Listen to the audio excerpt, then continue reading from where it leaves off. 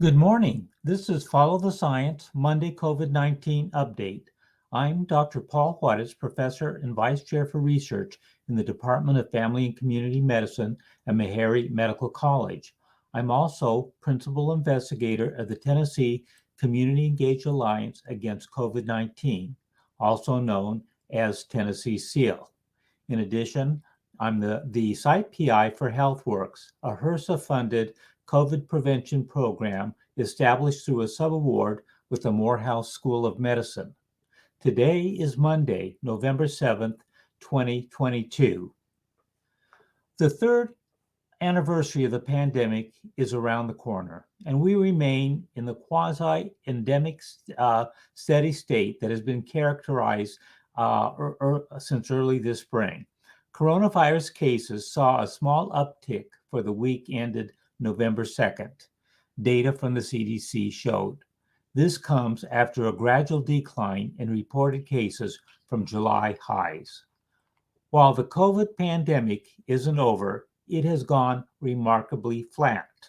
The infections are very common and deaths are distressingly high, but without another Omicron, new subvariants really don't seem to matter all that much.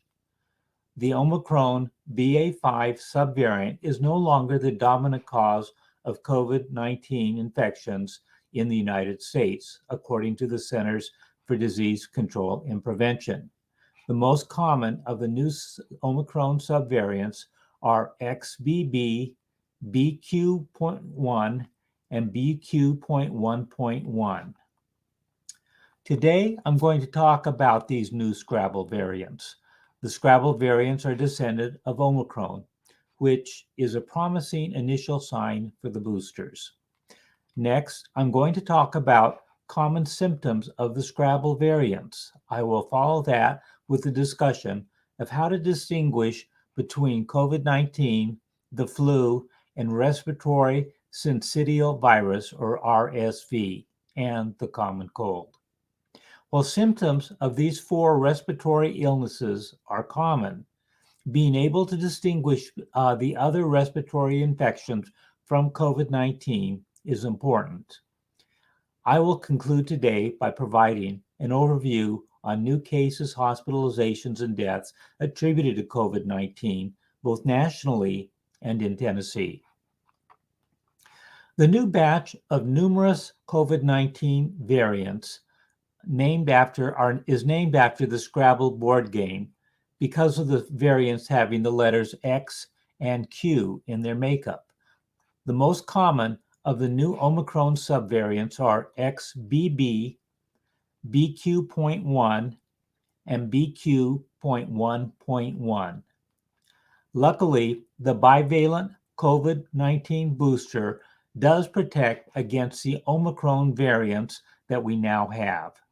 The US CDC on Friday estimated that the Omicron subvariants BQ.1 and BQ.1.1 accounted for about 35% of coronavirus cases in the country, compared with 23.2% in the previous week.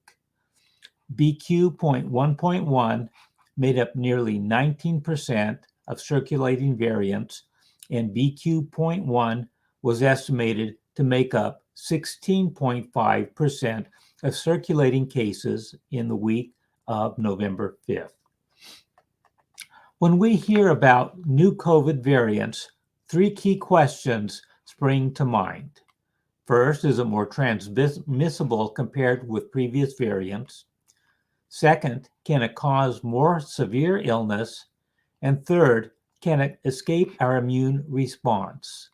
Let's take a look at what we know so far. At this stage, we have limited data on how transmissible these new variants are, but BQ.1.1 appears to be highly transmissible. The observed increase in the growth rate of BQ.1 is probably driven mainly by immune escape. This refers to the virus's capacity to evade our immune response from prior infection or vaccination. These mutations have been associated with significant immune escape and antibody evasion.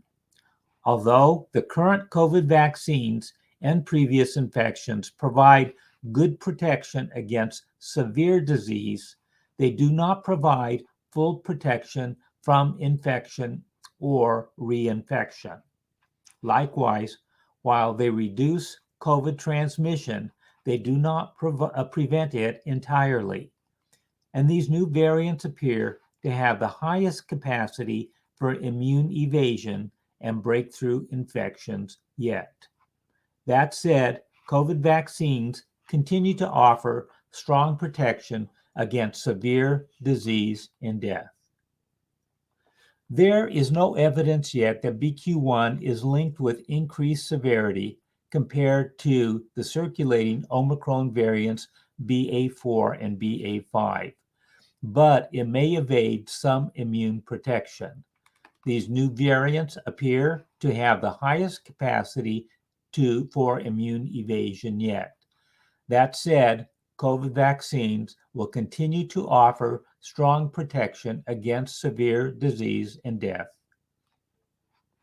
The 5 most common symptoms reported by the fully vaccinated are, in order, sore throat, runny nose, blocked nose, persistent cough, and headache. Among the unvaccinated, the top 5 reported symptoms are, in order, headache, sore throat, runny nose, fever, and persistent cough. These symptoms are similar to those associated with other respiratory illnesses, including the flu, respiratory syncytial virus or RSV, and the common cold. A respiratory tract infection is an infection of the lungs, airways, sinuses, or throat. While respiratory infections occur year-round, there is a significant increase in those infections during the fall and winter months, when people tend to spend more time inside. During cold and flu season, it helps to know the common symptoms and how to avoid spreading illness to those around you. With the increases of COVID-19, understanding the difference between common respiratory infections and your treatment options is even more important. The flu, COVID-19, and respiratory syncytial virus are all highly contagious respiratory infections caused by 3 different viruses. The flu by influenza virus, COVID-19 by SARS-CoV-2 virus, and RSV by the respiratory syncytial virus. It is possible for a person to be infected with multiple viruses at the same time. All of these respiratory viruses spread easily during winter months when people spend time together indoors. There are many strains of influenza virus, and the virus can change from year to year, which is why you should get a flu vaccine every year. Most people, including children, will recover from the flu on their own, but some people will experience severe illness requiring hospitalization. Steps to prevent getting the flu include getting a flu vaccine, washing your hands often, and wearing a mask in crowded indoor spaces. In addition, when treatment is started within 1 to 2 days after flu symptoms begin, influenza antiviral drugs can lessen symptoms and shorten the time you are sick by 1 or 2 days. They might also prevent some flu complications like pneumonia. For people at higher risk of serious flu complications, treatment with influenza antiviral drugs can mean the difference between mild or serious illness, possibly resulting in a hospital stay. COVID-19 is caused by SARS-CoV-2, a new coronavirus. Coronaviruses are a family of viruses named for their corona-like shape, including SARS-CoV-2, which emerged in 2002, and other coronaviruses that commonly infect humans. According to the CDC, the flu and COVID-19 share very similar symptoms, and it might be hard to tell which of the two you have. It can take longer for people infected with SARS-CoV-2 to show symptoms, and people stay infectious longer than with the flu. A symptom that seems to be unique to COVID-19 is loss of taste or smell. COVID-19 prevention measures include getting immunized or boosted, avoiding people who are sick, washing your hands frequently, and wearing a mask in indoor places. Flu symptoms tend to strike abruptly, whereas those associated with COVID-19 start out mild and gradually worsen. People who have the flu may be more likely to experience nasal congestion and a wet cough than those with COVID-19. A cough associated with the coronavirus tends to be dry. Shortness of breath is common in people with the flu and COVID-19, but not in those with a cold. Weakness is more common in people with COVID-19 versus the flu. RSV is caused by the respiratory syncytial virus, a highly contagious virus that can infect children and adults. In adults and in older children, RSV typically is a mild illness, very similar to the common cold. In infants and the elderly, the symptoms can be more severe. Prevention measures include washing your hands often, avoiding people who are sick, and wearing a mask in crowded places. Self-care measures are usually all that's needed to relieve any discomfort. The common cold causes mild symptoms that develop over 3 to 7 days. They include a runny nose, congestion, a sore throat, and a cough.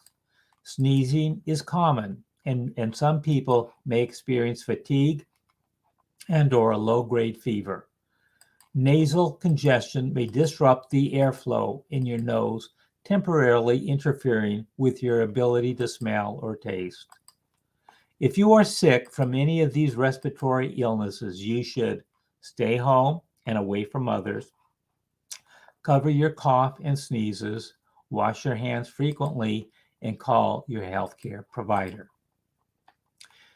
It's been nearly a year since Omicron was discovered in South Africa and Botswana, and no new variant of concern has been declared since then by the World Health Organization. That's a notable interlude, since 5 were declared in the previous year. There have been plenty of new variants of Omicron, however, and each new subvariant, such as XBB, BQ.1, and BQ.1.1, to name 3 recent ones of note, has produced a small flurry of worried coverage about immune evasion and transmissibility, with some producing small surges of infection as well. Even just a few weeks ago, there was some worry about what these new Scrabble variants might mean, and some alarms flashed abroad. In Britain, where we often look for bad COVID news coming down the pike, infections and hospitalizations suddenly took a turn for the worse. In Germany, hospitalizations for COVID reached a pandemic high. There was rapid case growth in Singapore as well, but pretty quickly the tide turned, making the ultimate impact of the new subvariants limited.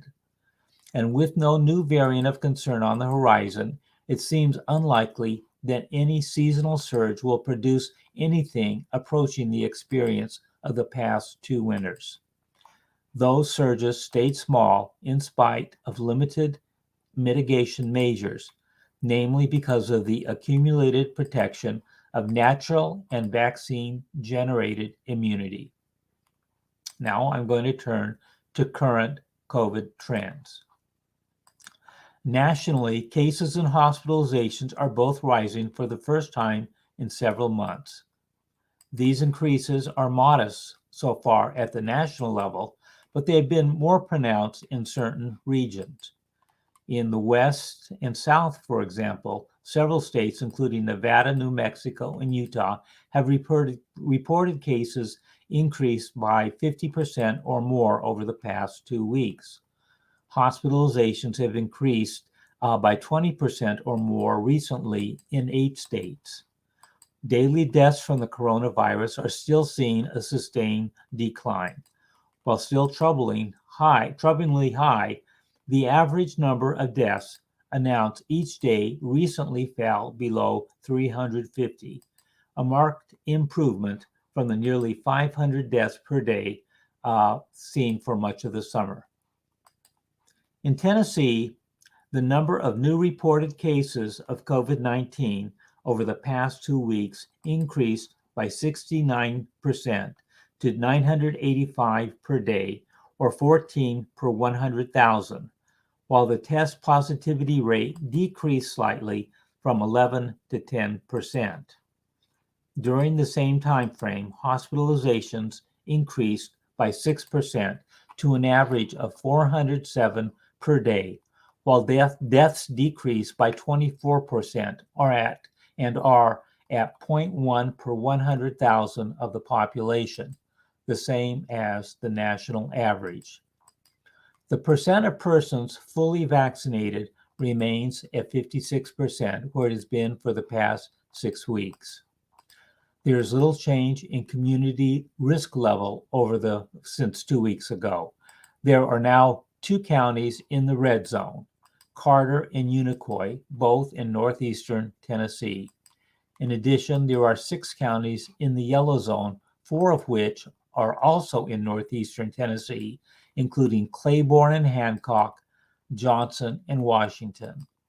Other counties in the yellow zone are Lake County in the northwestern corner of the state and Lincoln in the south central region of the state along the Alabama border. The continued emergence of new COVID strains indicates that the virus is very much still with us and rapidly evolving. As we face resurgences heading into winter in the northern hemisphere, we need to keep our eyes on these and any other new variants and carefully observe how they behave. We need studies which test how well the new bivalent vaccines, which target Omicron alongside the original strain of SARS-CoV-2, work against BQ.1 and BQ.1.1. So for now, this is Dr. Paul Juarez from Tennessee Seal and HealthWorks wishing you a good day. Be safe.